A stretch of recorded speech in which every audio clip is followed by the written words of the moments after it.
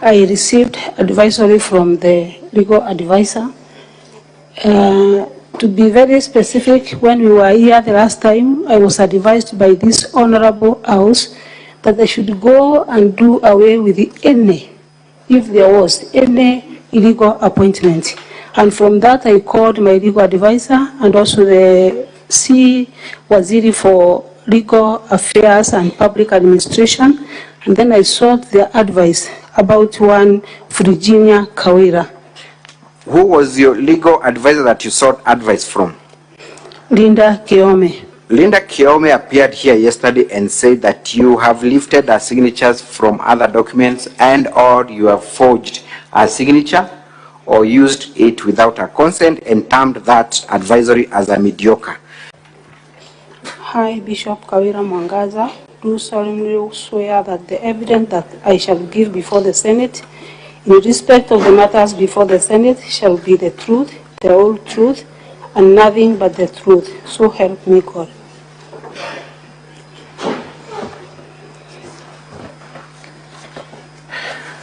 Good evening, Madam Governor. Even to you, Akili. Thank you.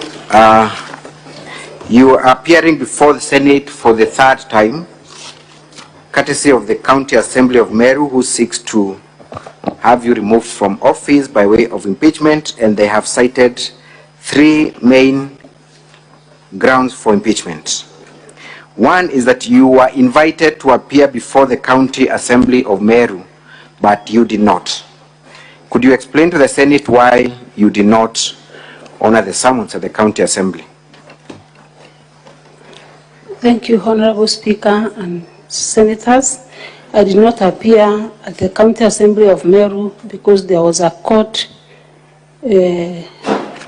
issue with the impeachment, and I was afraid that I would go there and then it will be termed as contempt of court.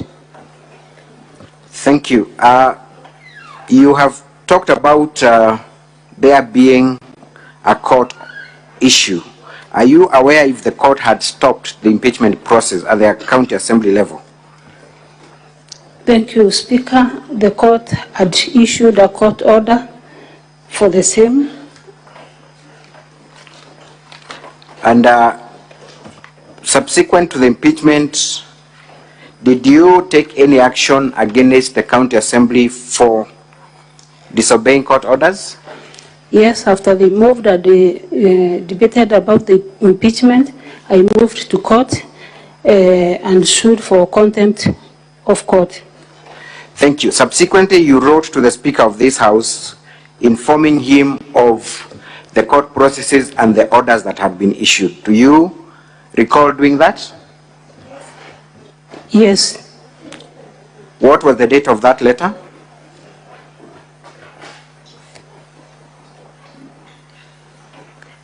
August 2024. Thank you very much. Nevertheless, you're here today to answer to the charges. You have filed a response, the one that is dated 17th day of August 2024. Do you wish to stand by the response as adduced before the Senate? Yes. And all the affidavits attached therein? Yes. Thank you. I want to go specifically to the three charges, and I want you to guide me on any evidence that you have adduced, and if the same has been adduced by other witnesses, then you're free to state that indeed that issue has been addressed to your satisfaction. The first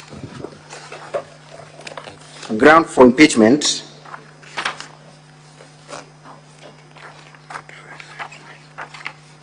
is the ground of illegally revoking the appointment of one Virginia Kawira. Have you made a response to that allegation? Yes. You brought witnesses here to testify on that fact, and there was a serious controversy as to a legal opinion that you allegedly received that informed your revocation. I want you to specifically address that issue because all the other issues had been addressed. And I'll be very specific. Did you or did you not receive any advisory from your legal advisor, one Linda Keome? Thank you, Speaker. I received advisory from the legal advisor. To be very specific, when we were here the last time, I was advised by this honorable house that I should go and do away with any, if there was any illegal appointment. And from that, I called my legal advisor and also the C. Waziri for Legal Affairs and Public Administration. And then I sought their advice about one Virginia Kawira. Who was your legal advisor that you sought advice from? Linda Keome. Linda Keome appeared here yesterday and said that you have lifted her signatures from other documents and or you have forged her signature or used it without her consent and termed that advisory as a mediocre. Hi, Bishop Kawira Mwangaza. Do solemnly swear that the evidence that I shall give before the Senate in respect of the matters before the Senate shall be the truth, the whole truth, and nothing but the truth. So help me God.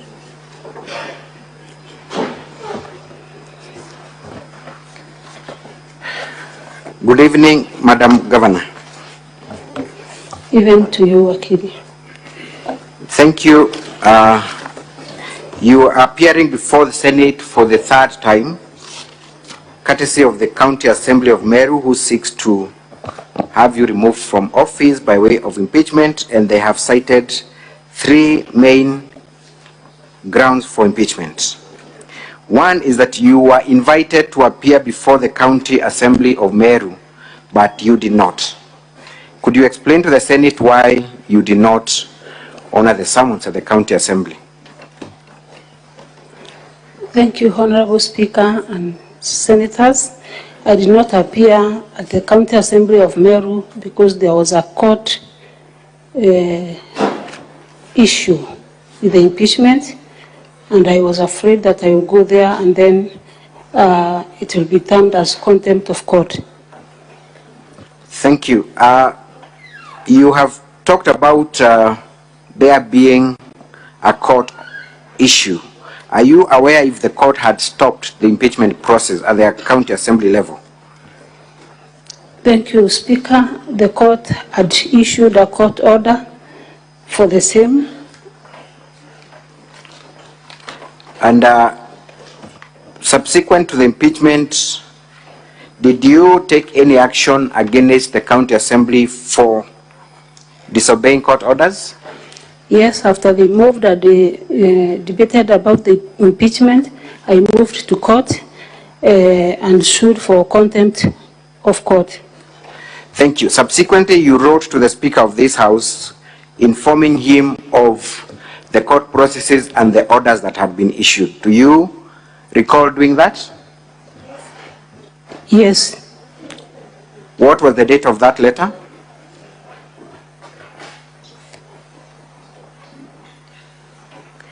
9th August 2024. Thank you very much. Nevertheless, you're here today to answer to the charges. You have filed a response, the one that is dated 17th day of August 2024. Do you wish to stand by the response as adduced before the Senate? Yes. And all the affidavits attached therein? Yes.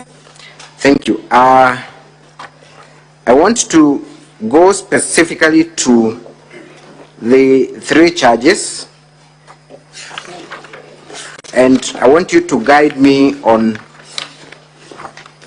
any evidence that you have adduced, and if the same has been adduced by other witnesses, then you're free to state that indeed that issue has been addressed to your satisfaction. The first ground for impeachment. Don't push me into throwing you out. Don't throw me out. Take your seat. Senator Boni, take your seat. Mr. Speaker, don't throw me out. I beg you. Just take your seat. We have been... Take your seat, Senator Boni. Very well. Clerk, are you ready for the division? Order.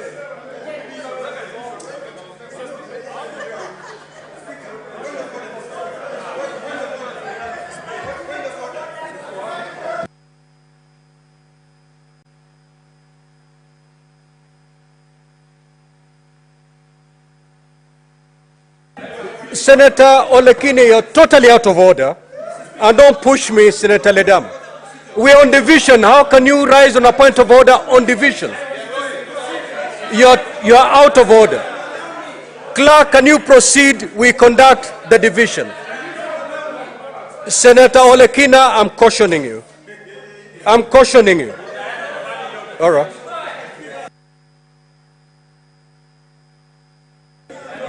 Clerk, let's proceed.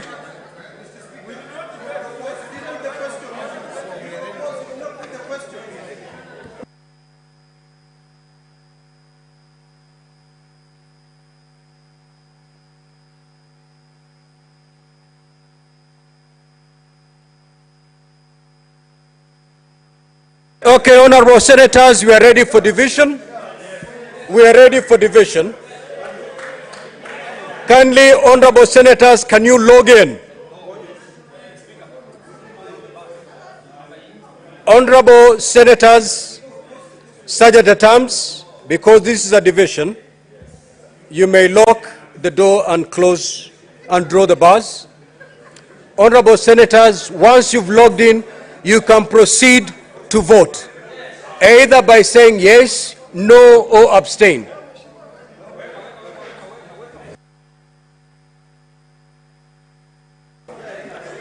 Honorable senators, this is a procedural motion. Even nominated senators can take part. Proceed to vote. Proceed to vote.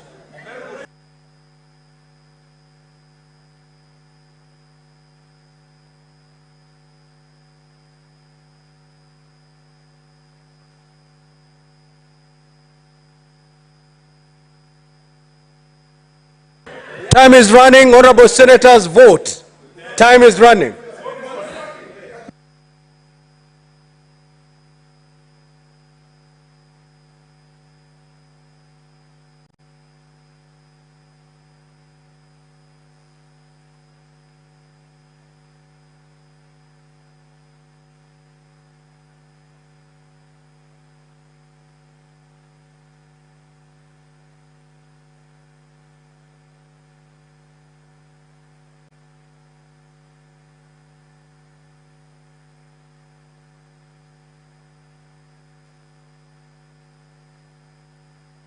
The senators who are surrounding the chair, move immediately.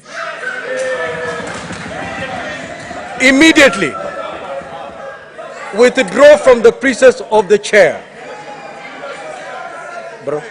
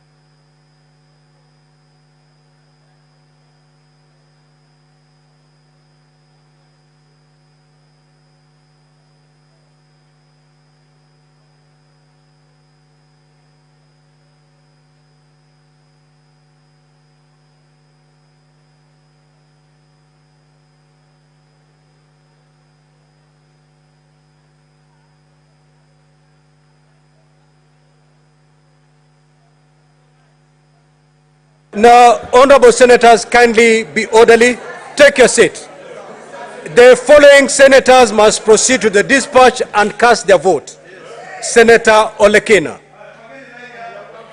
Senator Mogeni, Senator Richard Onyonka, Senator Osotsi, Senator Kajwang, Senator Beth Siengo, Senator Agnes Kavindu, Senator Hezena, Senator Montet Batuli, Senator Muhammad Abdallah Shakila, and Senator Maanzo.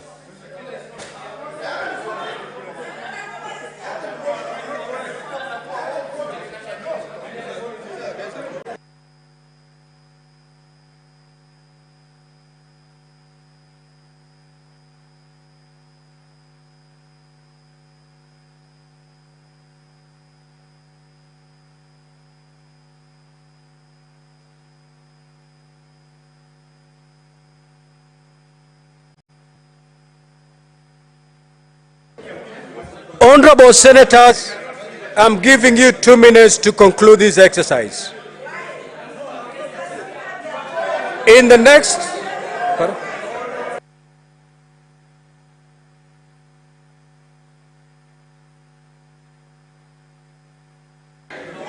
Honorable senators, the ones I've called, if you don't cast your vote in the next 2 minutes, proceed to cast your vote.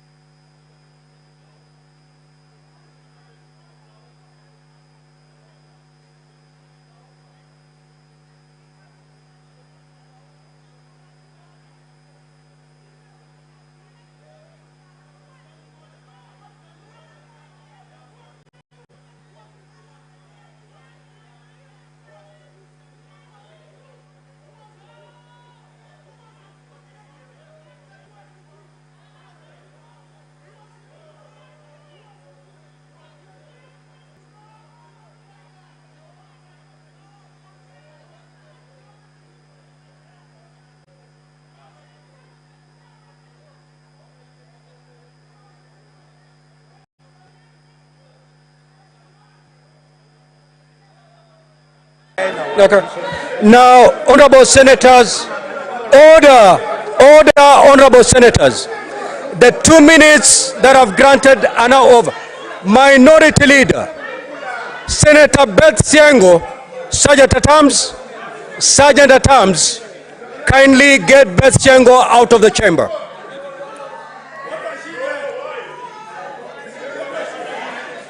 Sergeant at Arms, when the chair is speaking, you don't shout. Take your seats. Honorable senators, kindly take your seats. Take your seats, honorable senators. Take your seats.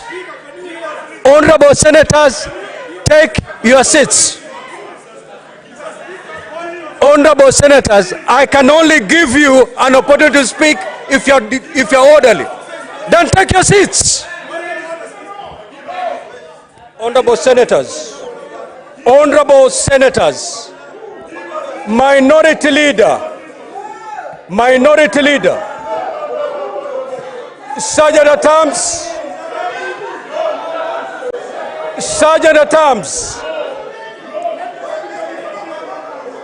order, Sergeant at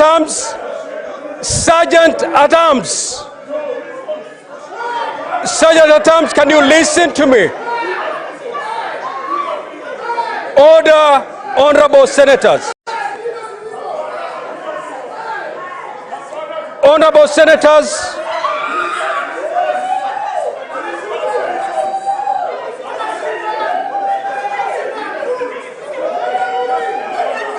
order, honorable senators. Sergeant at Arms, Sergeant at Arms.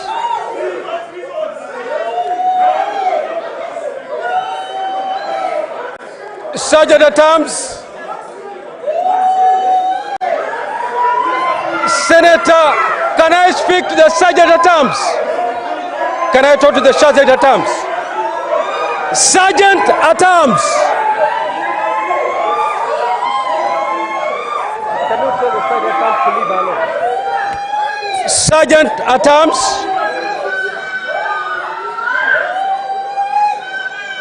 Sergeant at Arms, can you take your positions? Sergeant at Arms, can you take your positions?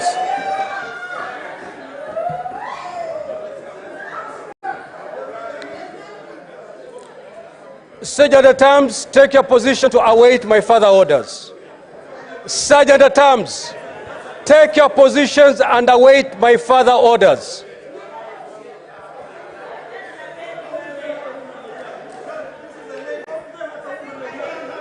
Sergeant at Arms, order, Senator Mazayo. Order.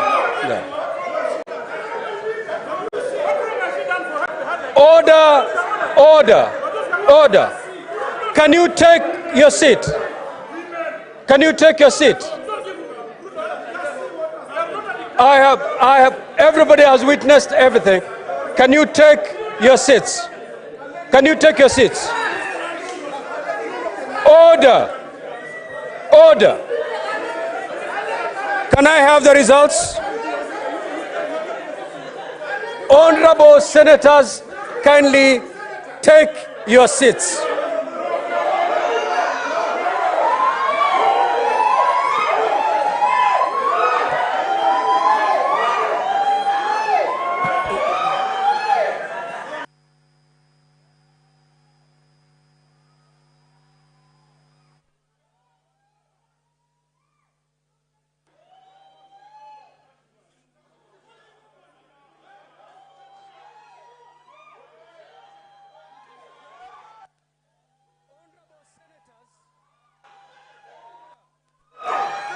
Order, honorable senators.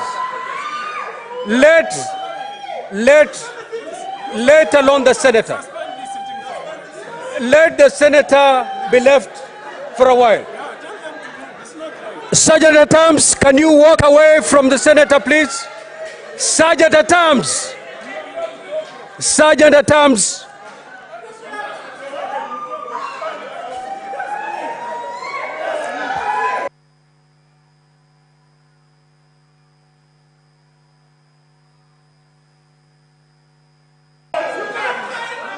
Now, honorable senators, the results of the division is as follows.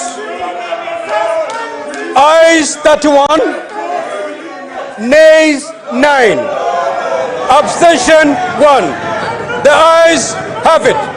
So let's proceed.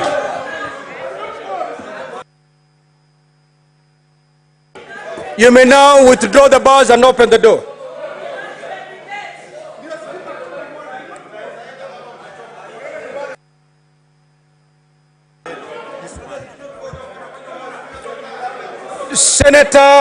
Senator,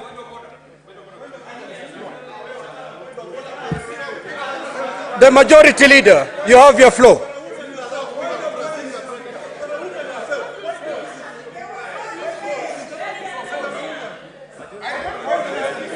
Yeah?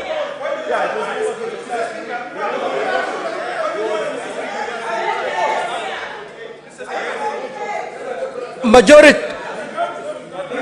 Now, honorable senators, we are now doing intervention on the motion. All right? Senator Fernandi, proceed.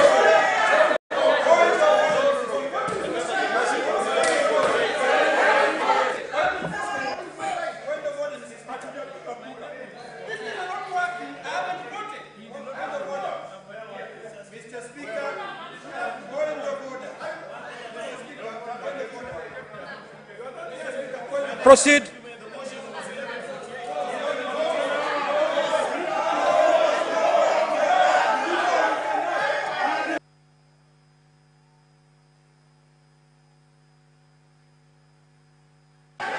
Proceed.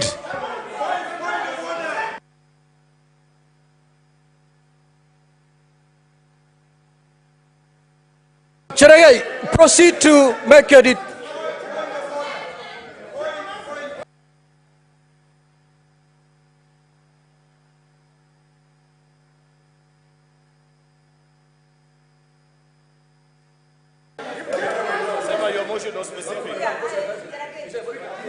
Mr. Speaker, my motion was very specific.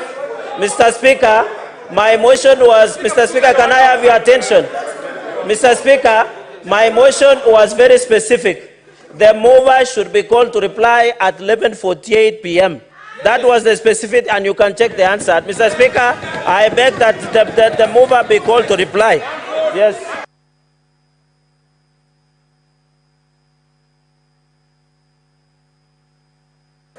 Senator Onyonka.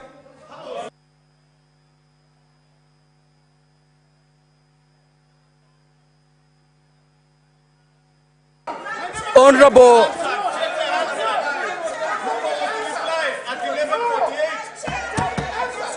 Order, honorable senators. Order, take your seat. Take your seat. Mr. Speaker, our members have not voted. Mr. Speaker, voted. Mr. Speaker, my vote.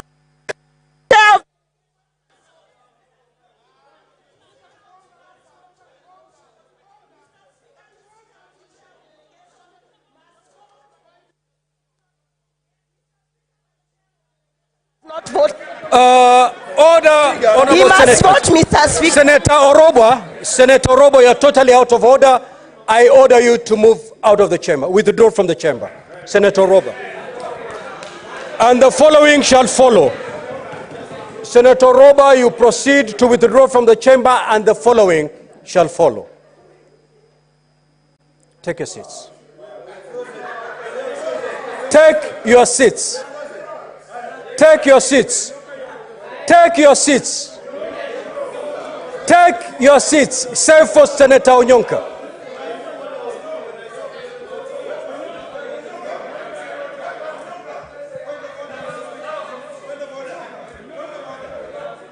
Senator Onyonka, you have 2 minutes. Thank you, Mr. Speaker. Under the circumstances, Senator Ledama, you wouldn't want to be the next to withdraw from the chair.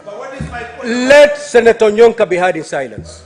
Mr. Speaker, but I have a point of Proceed, Senator Onyonka, proceed. Point of order, Mr. Speaker. Allow me to prosecute. The standing orders are clear. Point of order, Mr. Speaker. Senator Onyonka, proceed. And Senator Mekina, you're cautioned. You insist, I throw you out. That's how you're going to land outside this chamber.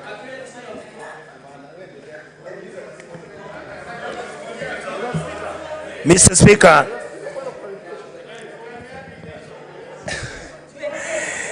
Mr. Speaker, under the circumstances, I find it difficult to raise and discuss the issues that have led us to where we are.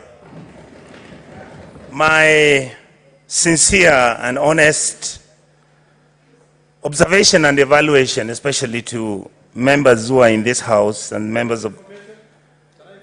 Yes, sir. Mr. Speaker, can I inform you? Mr. Speaker, is allowed. Yes. Mr. Speaker. Mr. Speaker.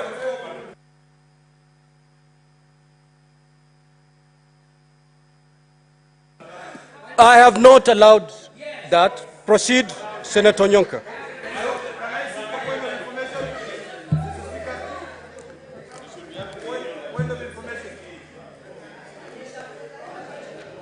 Mr. Speaker and colleagues who are here, I would like to ask all of you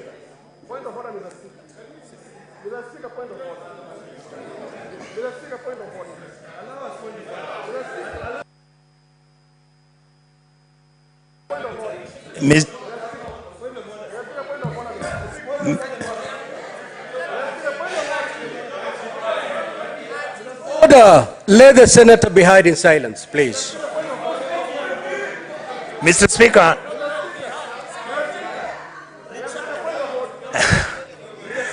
Honorable Chair,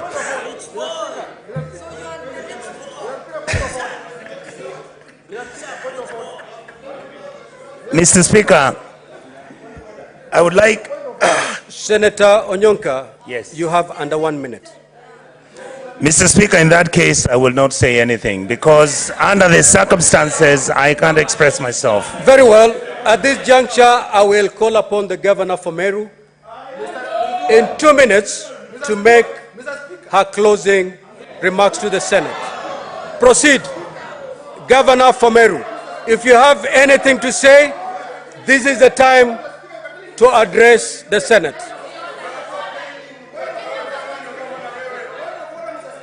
And Governor for Meru, if you don't have anything to say, it's okay.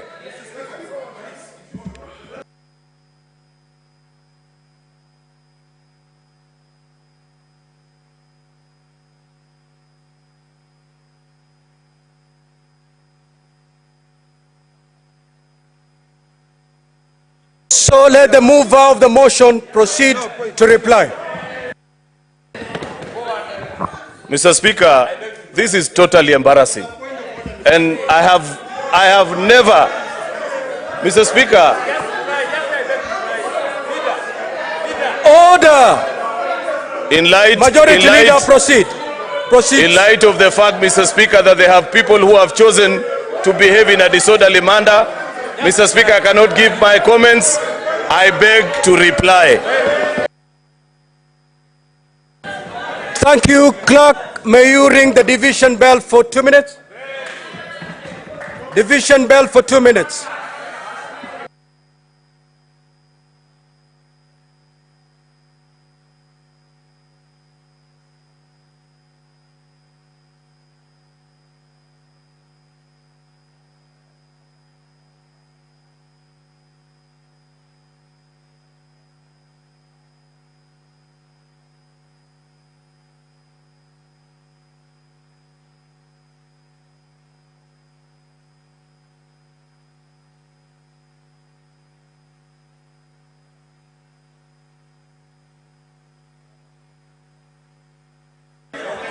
Is the Sergeant at Arms ringing the bell?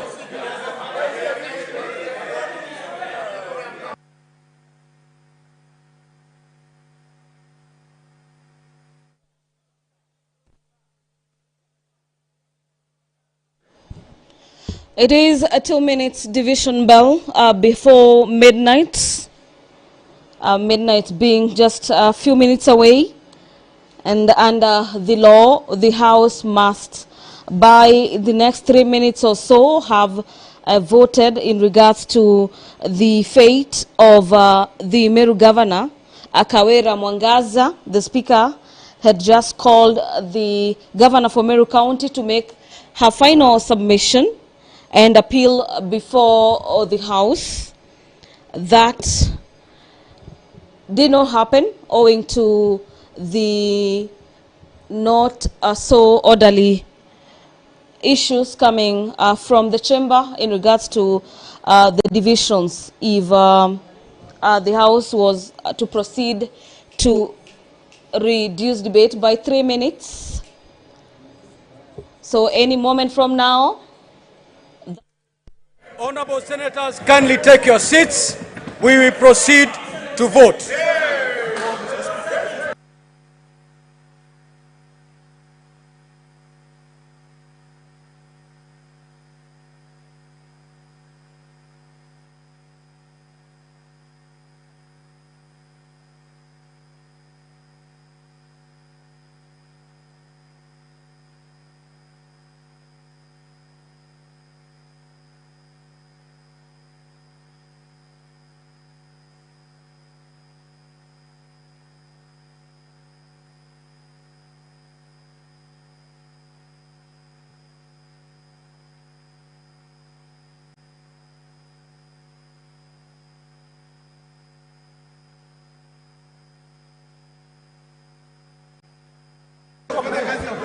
Clerk, can you get the system underway? Can you get the system underway?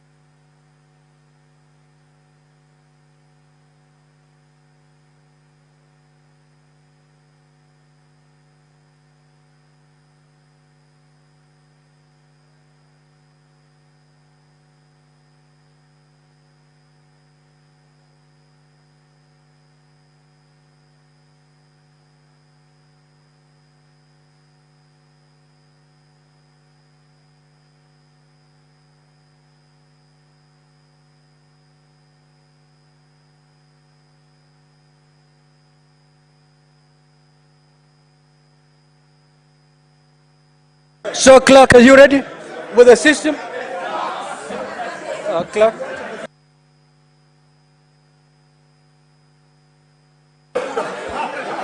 Now, honorable senators, voting shall be electronically. Kindly take a seat. Clerk, can you put the system up and running? We have not started voting before midnight. We have not started voting. No, the division has started long before midnight, so we're good to go. We're in division. Honorable senators, kindly take your seats. Kindly take your seats.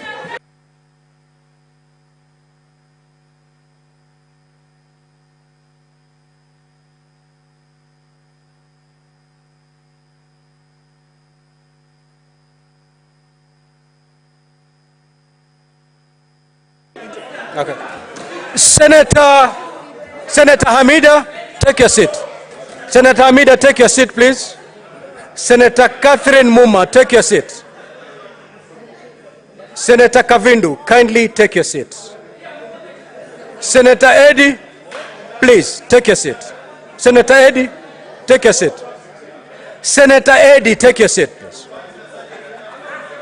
Senator Omtata, I know you're going to take your seat. Thank you. Good.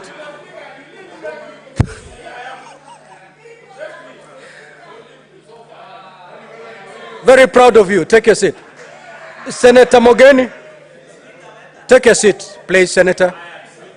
The minority leader, please, take your seat. Senator for Narok County, Senator Ledama Olekina, the minority whip. Take your seat.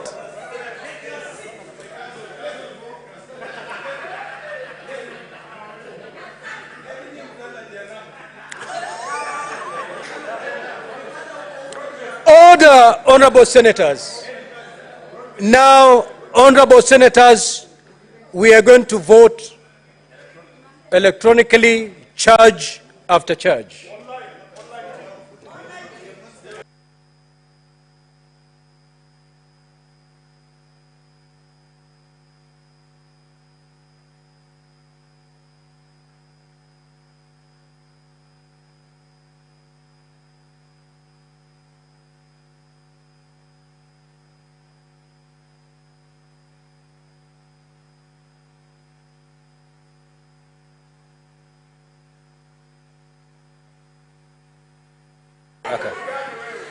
Okay, order. Minority leader, kindly take your seat. Minority leader, please take your seat. Take your seat. Now, honorable senators, I'll proceed to put the question. I know.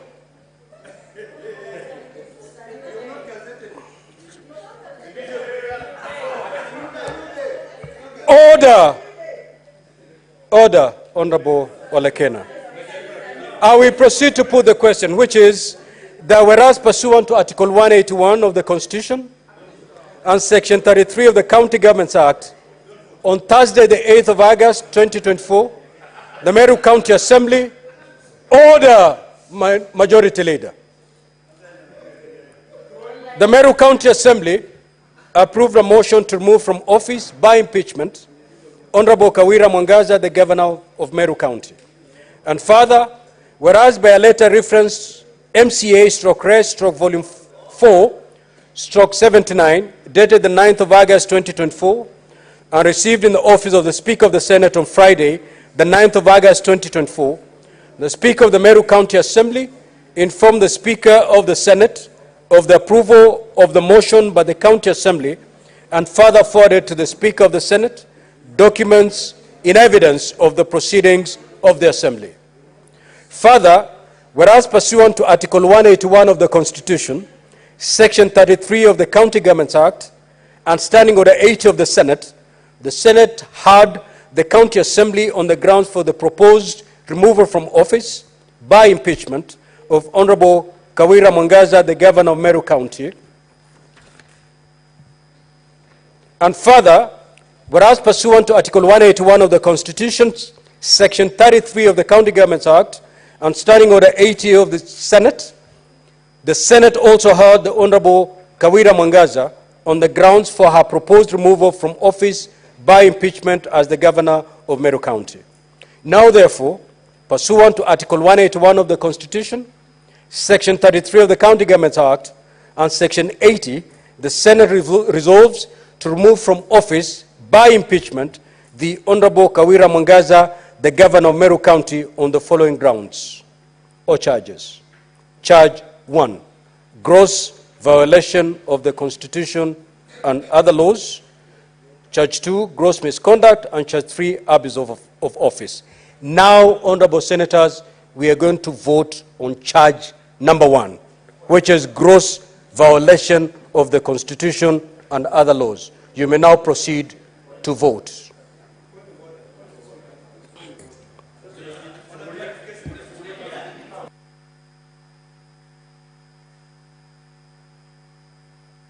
Proceed to vote. I've been very clear. Proceed to vote. Was the governor given an opportunity to address? Yes, she was, and she declined. Proceed to vote.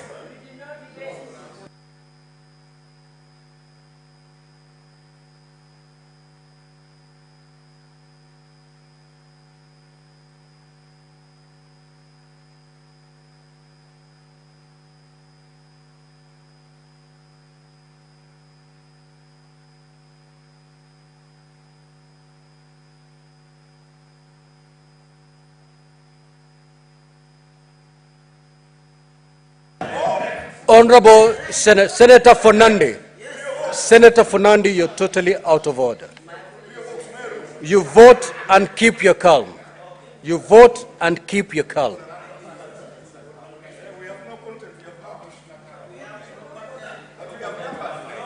Pardon? Now, those senators who are online, we have honorable senators who are online. Senator Professor Tom Ojenda, you may proceed to vote. Senator Chimera, stay calm. Online.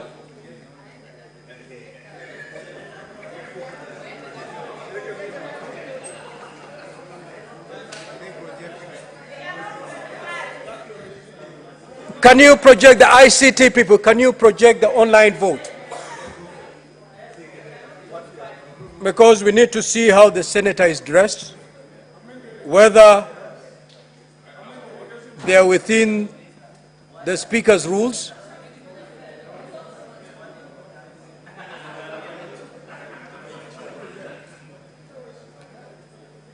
I had called Senator Professor Tom Ojenda.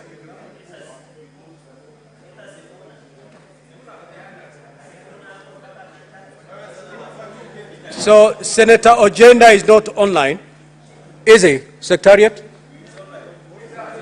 We need to see how he's dressed up. Yeah, you need to project Senator Tom Ojenda on the screen.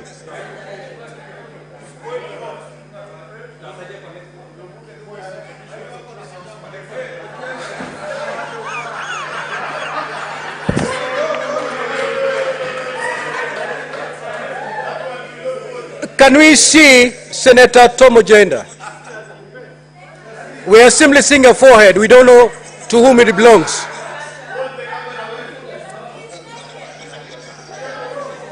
It is my ruling that Senator Tom Ojenda, as he is now appearing, he cannot vote. We move to Senator Sifuna. Yes. Senator Sifuna, you may proceed to vote.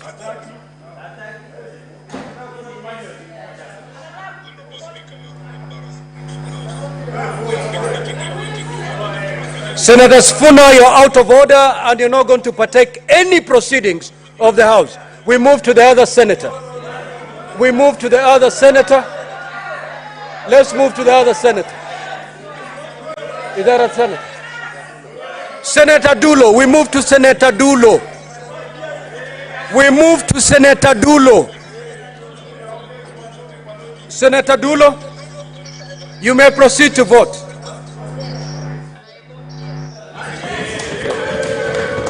Another senator. This is Senator Kisang. We move to Senator Kisang. Even if you pretend you have not heard us, we have told you the truth. You are an embarrassment. Can you mute Senator Sifuna, please? He has been, I have ruled him disorderly, mute him and move him from the platform. Senator Kisang, please.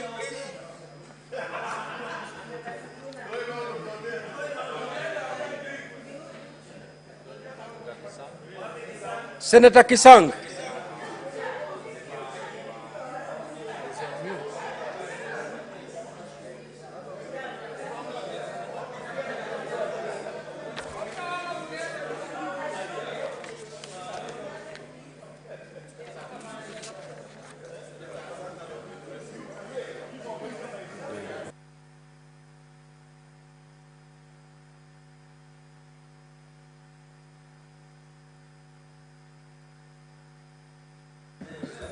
Senator Kisang, I'm afraid you may not be able to cast your vote. We are unable to see you.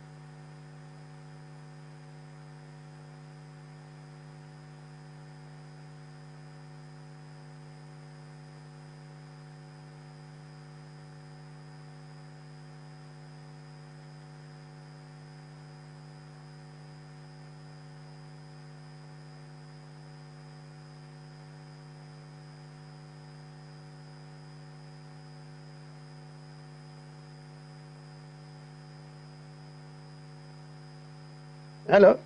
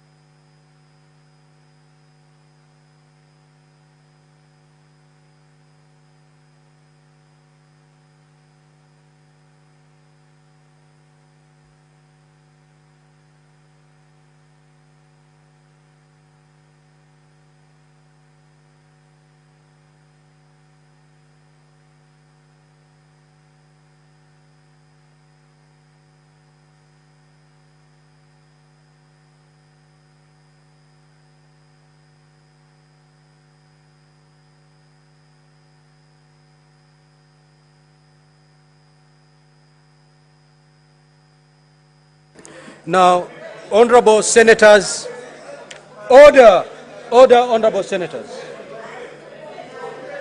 Minority Leader, Senator Mazayo. Senator Mazayo, take your seat, please. Please. Senator Faki, please take your seats. Now, the following senators have not cast their vote. I'm therefore inviting them to the dispatch to cast their vote in the next 2 minutes. Senator Mogeni, Senator Lomenan, Senator Kajuang, Senator Mudhama Agnes, Senator Mwaruma, Senator Boy Isa Juma, Senator Munyehaji Faki, Senator Boni, Senator Okech Eddie, Senator Okoit Omtata, Senator Olekina, Senator Onyonka, Senator Osoti, Senator Wambua, Senator Mazayo, Senator Mohamed Abdallah Shakila, Senator Maanzo Daniel Kitonga. You may now proceed to cast your vote, to be done in the next 2 minutes. After the expiry of the 2 minutes, we shall tally and proceed to the next charge.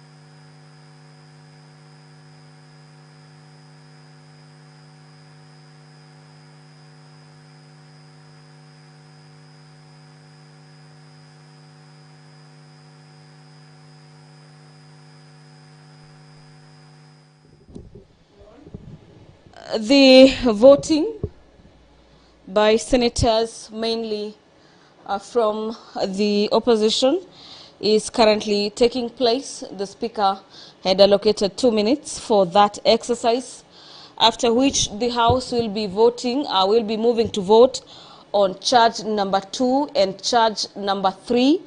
Already an electronic vote was undertaken on charge number 1 on gross violation of the Constitution and other laws. We had 25 senators voting for yes. There were 0 no's, as a section of senators had not casted their votes, and 0 abstentions.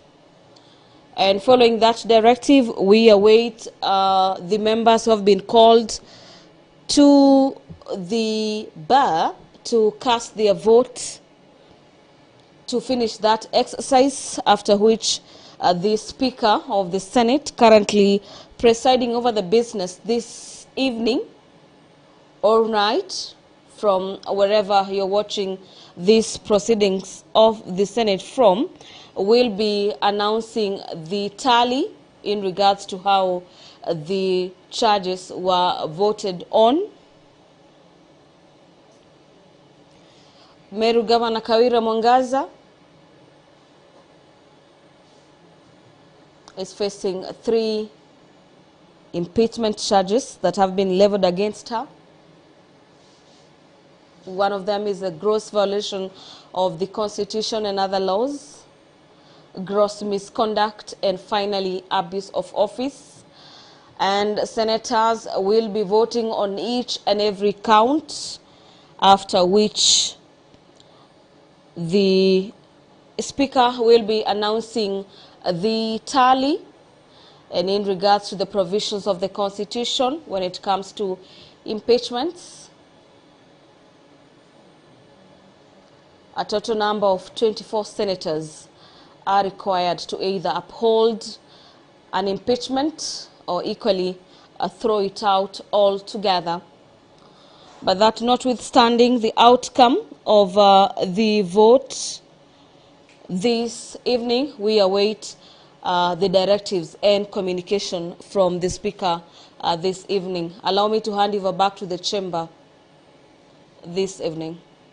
Enjoy your continued live broadcast streaming from Parliament buildings this evening.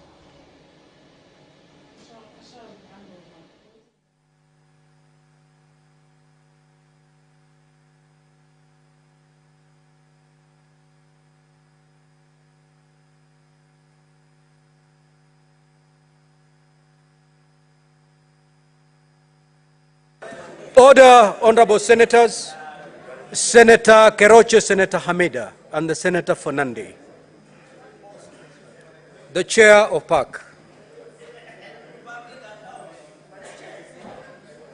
The Minority Whip and the Minority Leader.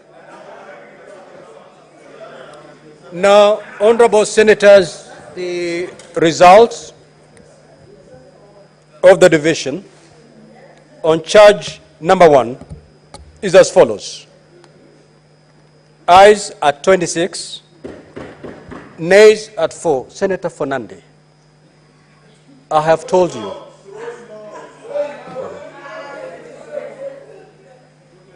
Abstention 14. So the ayes have it on count number 1. Honorable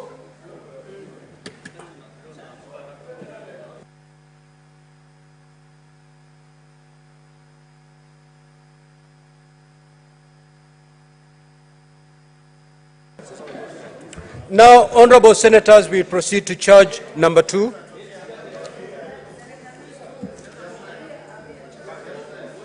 Can you have the system up and running?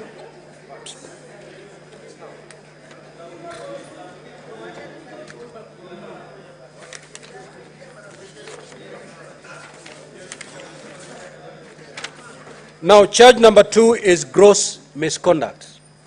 Honorable senators, you may now proceed to vote.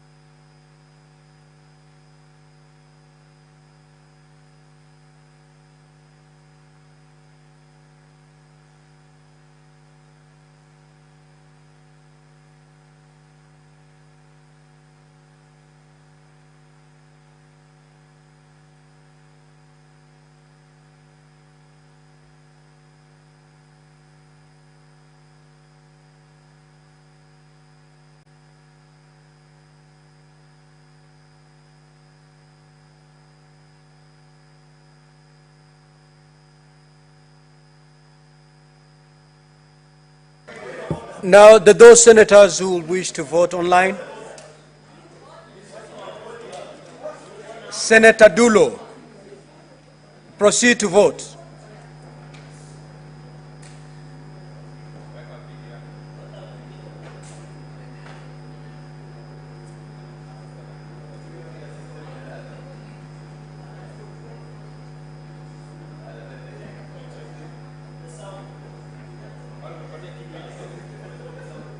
Mr. Speaker, I vote yes. Senator Kisang,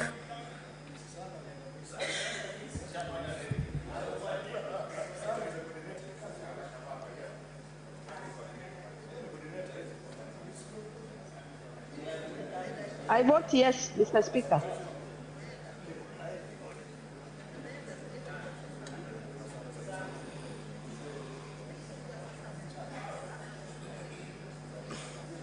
I'm afraid that we cannot get Senator Kisang on screen.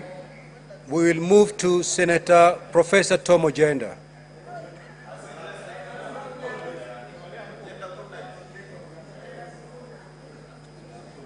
Speaker,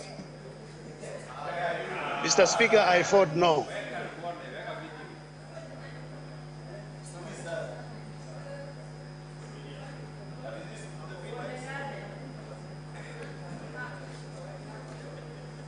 I'm afraid that Senator Tom Ojenda will not be allowed to cast his vote.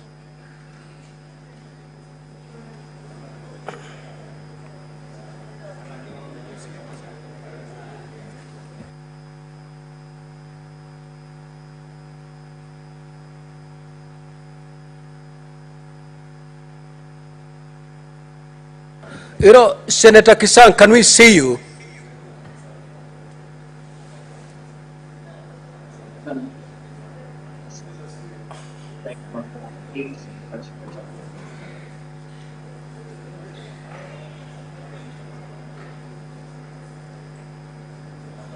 I'm afraid we cannot see Senator Kisang, and therefore he cannot vote.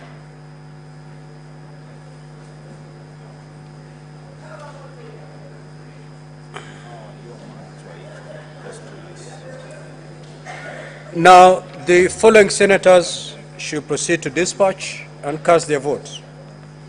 Senator Lominan, Senator Kajwang, Senator Mudhama Kavindu, Agnes, Senator Maruma, Senator Boy Isa Juma, Senator Abbas Sheikh Mohammed, Senator Okoit Andrew Omtata, Senator Onyonka, Senator Wambua, Senator Osotsi, Senator Olekina, Senator Okech Edi, Senator Munyehaji, Senator Mogeni Eric, Senator Mazayo, and Senator Maanzo.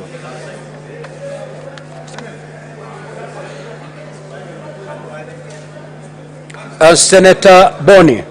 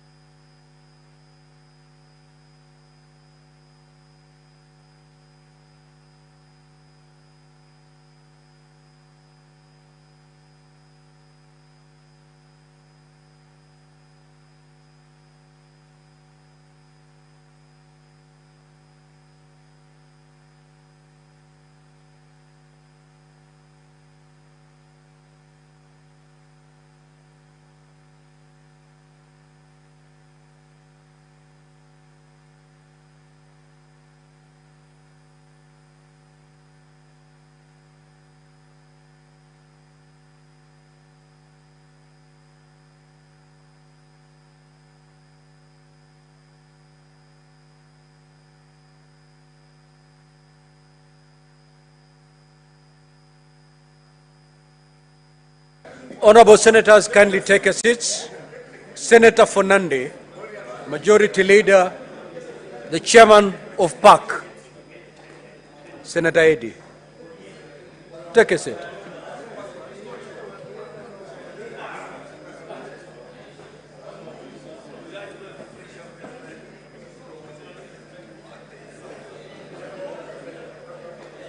Senator Issa, take your seat, please. Now, honorable senators, the result for the division on charge number 2 as follows. The ayes are 26, the nays 2, abstention 14. So the ayes have it. Senator Fernande.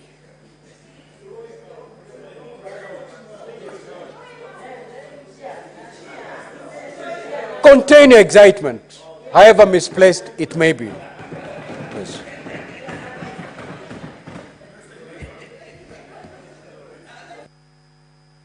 So we are proceeding to vote on charge number 3, that is abuse of office. Secretariat, kindly put the system up and running.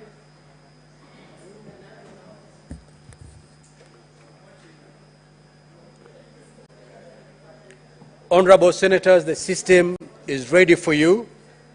You may now proceed to vote on charge number 3, which is abuse of office.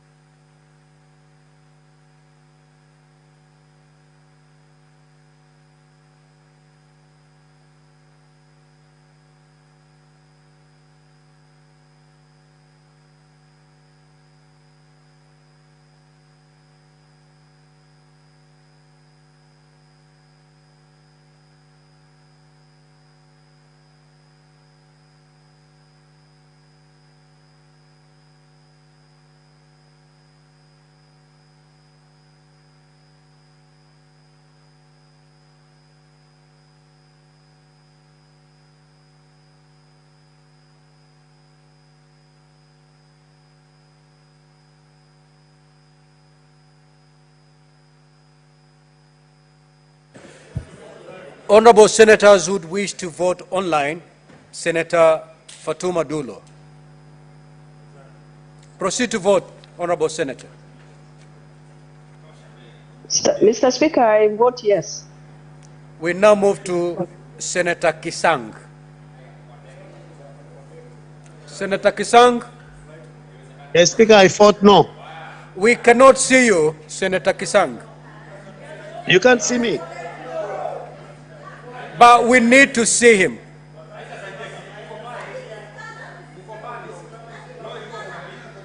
Senator Hezana, you may want to join Senator Roba at the lounge.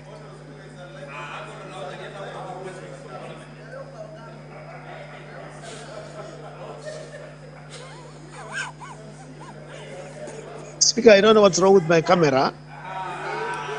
Senator Kisang, I'm afraid we may not be able to take your vote. We cannot see you. So we proceed to Professor Tom Ojenda. Professor Tom Ojenda? Professor Tom Ojenda. We cannot see Professor Tom Ojenda, and therefore he may not proceed to vote. Mr. Speaker, can you hear me? I can hear you, but I cannot see you. I need to see you for you to proceed to vote.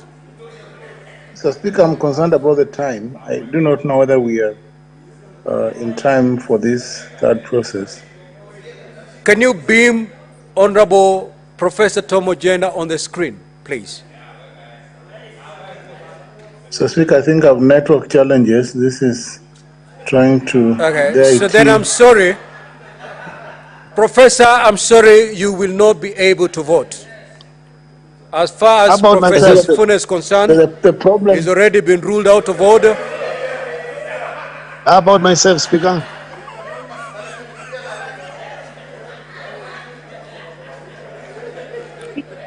Senator Professor Tom Ojenda, we can only see your forehead. We cannot confirm it's yours or it's for your neighbor. We need to see you. Mr. Speaker, I confirm that it is mine. We need to see how you're dressed. I am dressed in an expensive suit, Mr. Speaker. Let me see. I rule that Professor Tom Ojenda is not in a position to make a vote. Now, the following senators should make their way to the dispatch for purposes of casting their votes.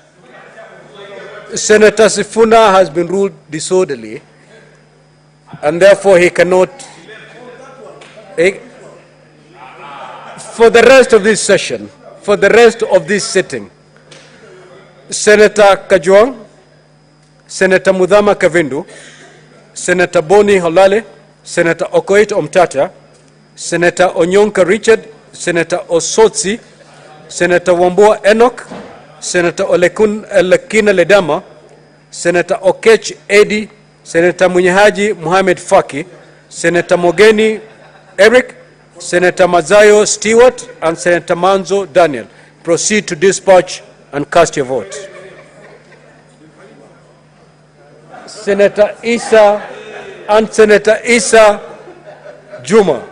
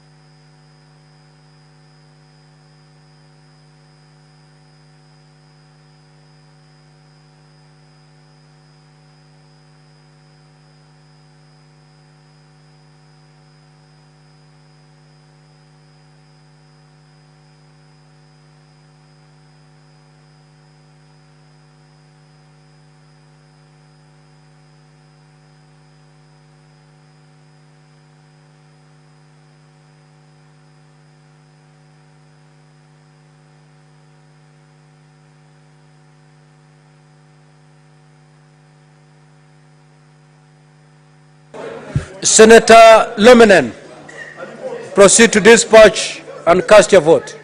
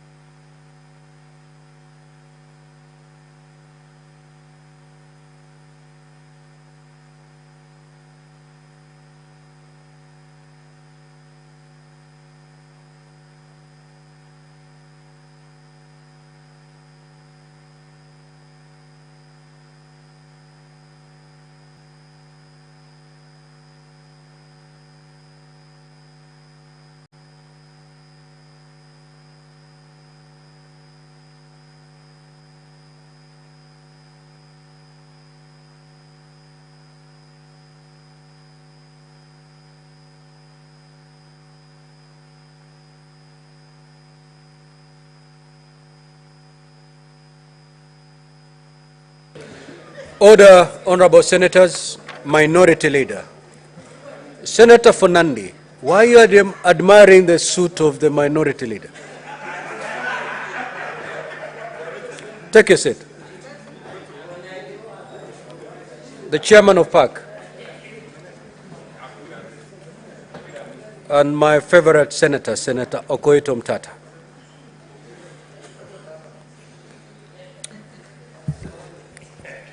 Now, honorable senators, the results of the division on the third count, charge number 3, which is abuse of office, is as follows. Ayes at 27,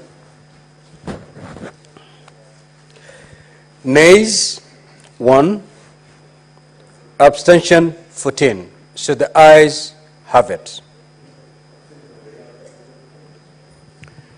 Now, honorable senators, the result of the divisions indicate that the Senate has upheld the following impeachment charges. Charge number 1, gross violation of the Constitution and any other law. Charge number 2, gross misconduct. Charge number 3, abuse of office.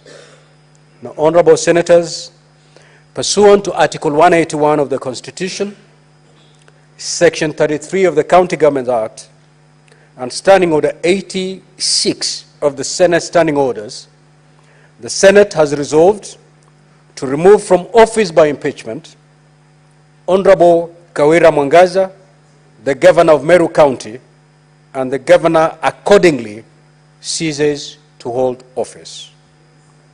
I thank you. Honorable senators, kindly be upstanding.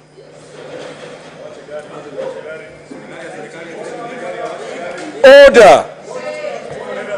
Order. Order, honorable senators. Order.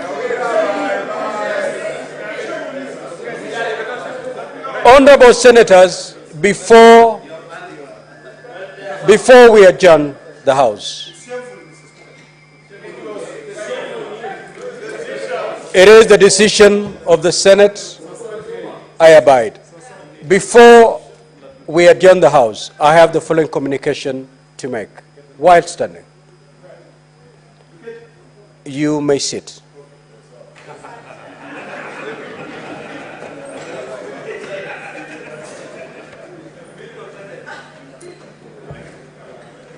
Now, honorable senators, Section 12(1) of the Competition Act provides for the position of the Director General of the Competition Authority, who shall be appointed by the authority with the approval of Parliament. I'm making this communication pursuant to today's order paper on the order of communication. Via the letter reference number TNT, conference stroke 268 stroke 001C into bracket 78, dated the 6th of August 2024, the Office of the Clerk received a communication from His Excellency Dr. Musalia Mudavadi, EGH, the then Acting Cabinet Secretary of the National Treasury and Economic Planning, on the nominee for appointment to the position of the Director General of Competition Authority of Kenya. In the letter, the then Acting Cabinet Secretary indicated that in exercise of the powers conferred by Section 12 of the Competition Act, Cap 504, Mr. David Kibet Kemei had been nominated for appointment to the position of Director General for the Competition Authority and was therefore seeking the approval of Parliament. Honorable senators, the Act does not provide specific timelines within which Parliament is to consider the matter. However, Section 8(1) of the Public Appointments Parliamentary Approval Act requires the committee to undertake an exercise within 28 days from the date on which the notification of a nomination was given in accordance with Section 5.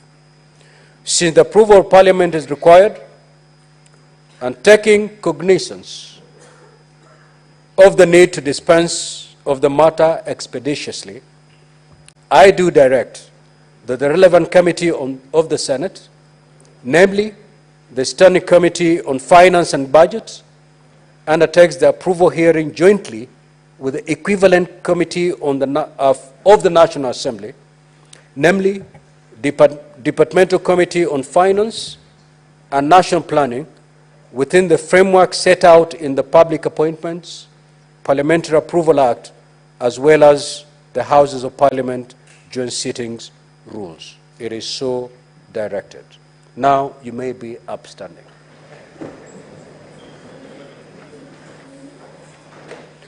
Honorable Senators, there being no other business on the order paper, the Senate stands adjourned until Tuesday, the 17th of September 2024 at 2:30 p.m. Now, the senators, honorable senators, will be given priority to leave the chamber. Thereafter, the teams from the county assembly and from the governor will follow, followed by the members of the public.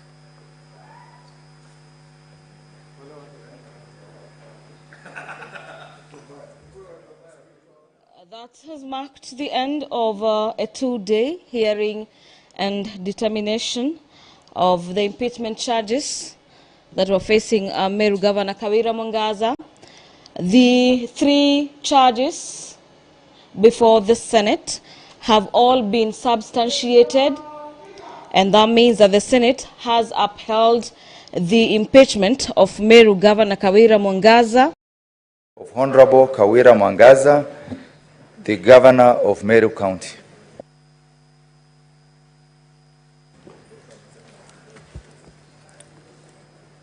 The Honorable Kawira Mwangaza, Governor of Meru County, please take the stand.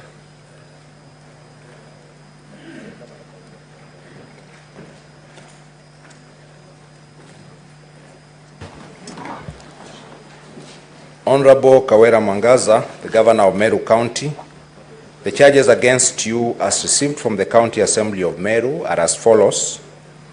Charge number 1, gross violation of the Constitution and other laws, that the Governor has grossly violated, among others, Articles 10 to 27, 41, 47, 73, 232, 235, 236, and 251 of the Constitution.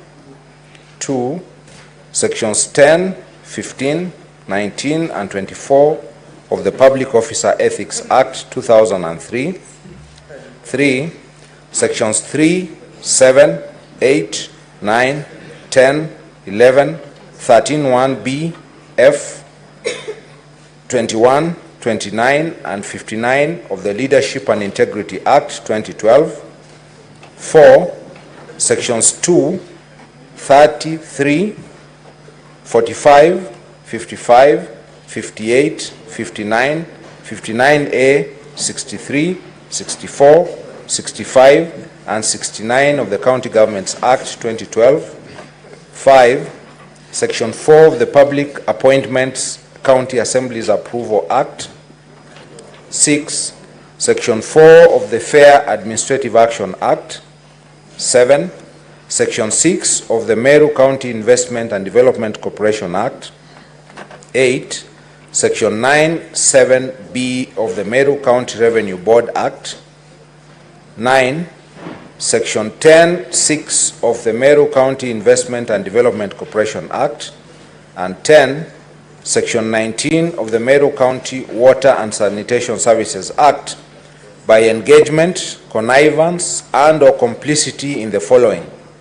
1, illegally revoking the appointment of CPA Virginia Kawera Miriti as Secretary/CEO of the Meru County Public Service Board without a vote of not less than 75% of all the members of the County Assembly, and in usurpation of the powers of the County Assembly, contrary to Sections 58(4) and 5 and 59 of the County Governments Act. 2.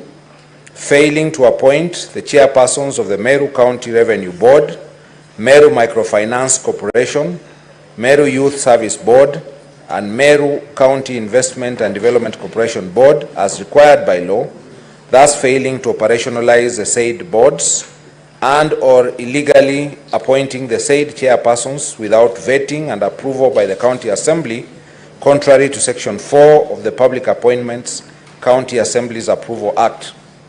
The respective secretariats of the said boards continue to draw and expend public funds without duly appointed board members to exercise a supervisory role over the board's secretariats in order to ensure accountability in the spending of funds, thus jeopardizing service delivery. 3.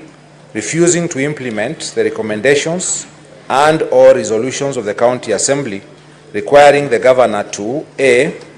Dismiss the County Secretary, Dr. Kiambi Aderu Ndambura, and the Chief of Staff, Mr. Harrison Gatobu Nchamba Mbidi, from office for gross violation of the Constitution and other laws, and B. Blatantly ignoring or failing to submit a report to the County Assembly on the implementation of the said recommendations within 60 days as required in the report of the County Assembly dated 23rd December 2023, contrary to Article 183(3) of the Constitution. 4.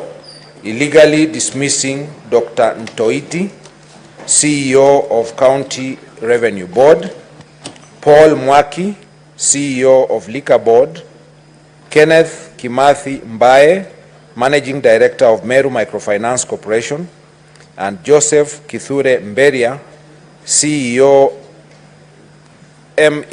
MEWASS, in usurpation of the powers of the appointing authorities, contrary to Section 9(7)(b) of the Meru County Revenue Board Act and Section 10(6) of the Meru County Investment and Development Corporation Act, as a result of which the county government of Meru has been slapped with costs and damages amounting...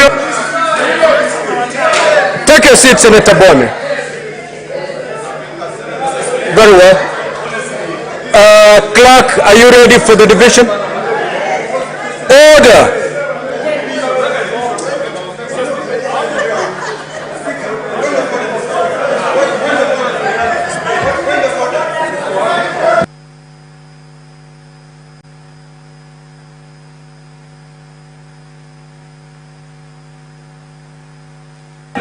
Senator Olekine, you're totally out of order.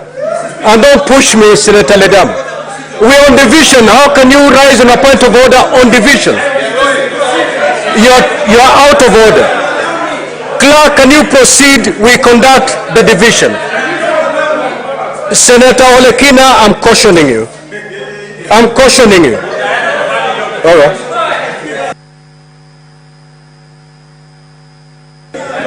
Clerk, let's proceed.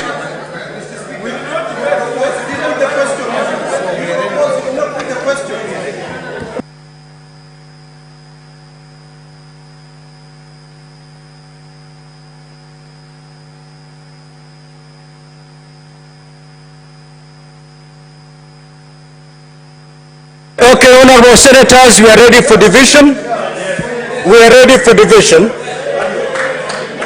Kindly, honorable senators, can you log in? Honorable senators, sergeant at arms, because this is a division, you may lock the door and close and draw the bars. Honorable senators, once you've logged in, you can proceed to vote, either by saying yes, no, or abstain.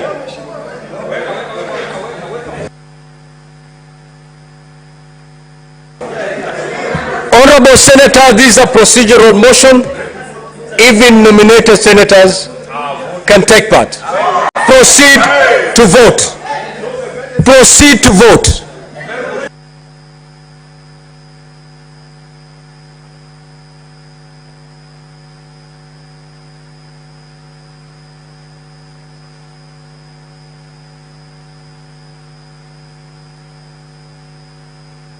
Time is running. Honorable Senators, vote. Time is running.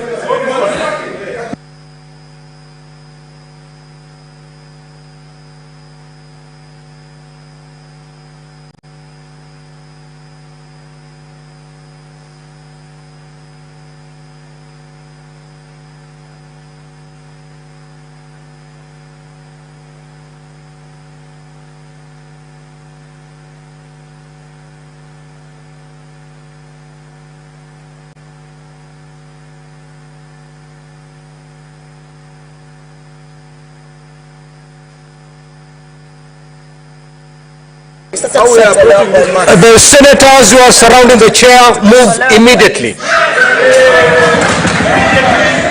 Immediately.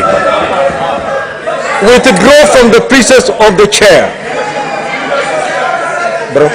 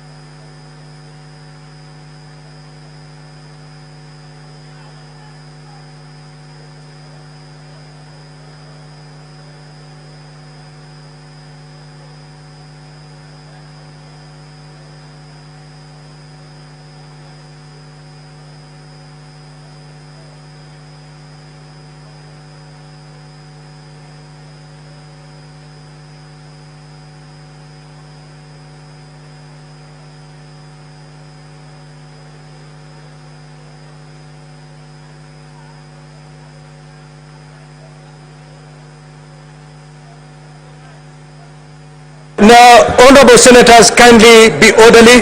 Take your seat. The following senators must proceed to the dispatch and cast their vote. Senator Olekina,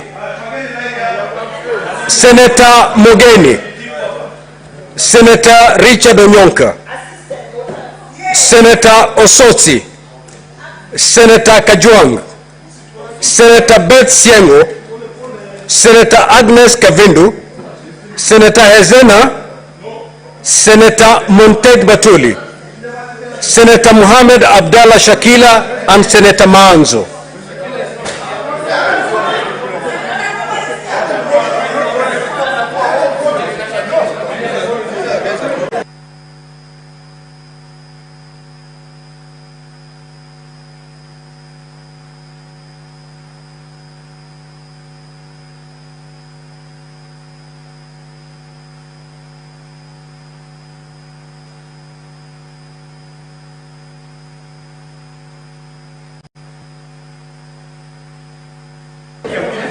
Honorable senators, I'm giving you 2 minutes to conclude this exercise. In the next...